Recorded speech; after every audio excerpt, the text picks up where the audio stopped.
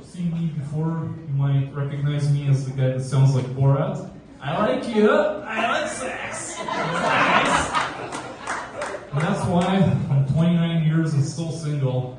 I'm actually supposed to turn 30 soon, and dating apps have been feeling a lot less like finding a partner and finding humanitarian aid.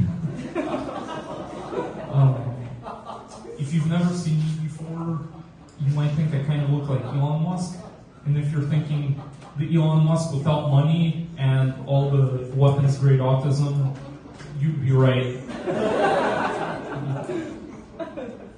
Anyways, one of the things that I think is great about Canada, you got lots of people. You know, you've got Italians, you know they're there because you always hear about some mafia goon on the news getting whacked or going to jail. You got the Chinese and their superior dry cleaning skills. You know, I don't know what the hell it is about Tai Chi or Confucius that teaches them to be so good at dry cleaning. Like, goddamn, I want to learn how to dry clean like that. And, you know, you got Indians. Lots and lots of Indians. You know, before they became the main rulers of Tim Hortons, there was also one Indian restaurant. And you could just go there and eat delicious Indian food for the whole day. But now, there's so many Indian restaurants, you have to spend the whole day deciding which one won't give you food poisoning. I swear, it's going to get to the point where we're going to need tech supports to help you find the right Indian restaurant. But here's a little tip. Just make sure you just give them a good Amazon gift card tip or your mom's savings account. Otherwise, they might send you to the wrong Indian restaurant. If you wanted to know what I am, I'm actually Ukrainian Russian.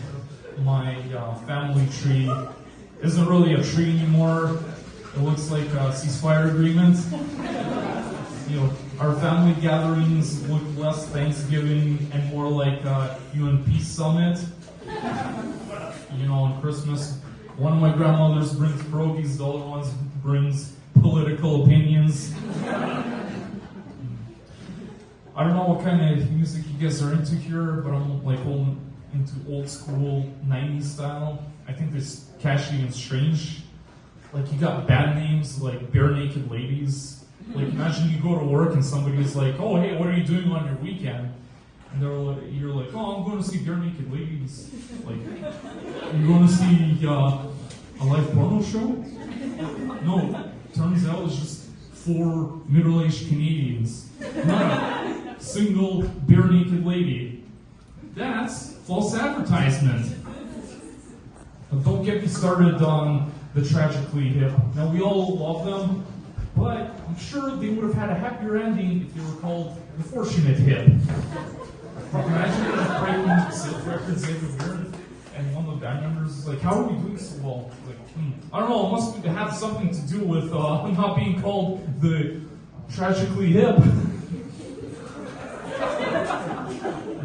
Don't get me started on fine young cannibals.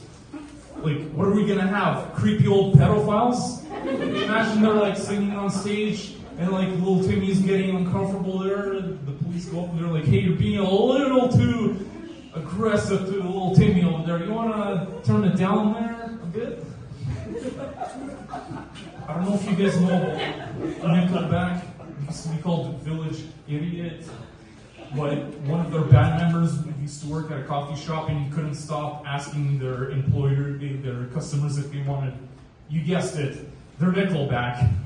So if any of you hate your coffee shop jobs or whatever, some shitty part-time job, and you can't stop asking your customers if they want their quarterback, well, you got a starting point. Right.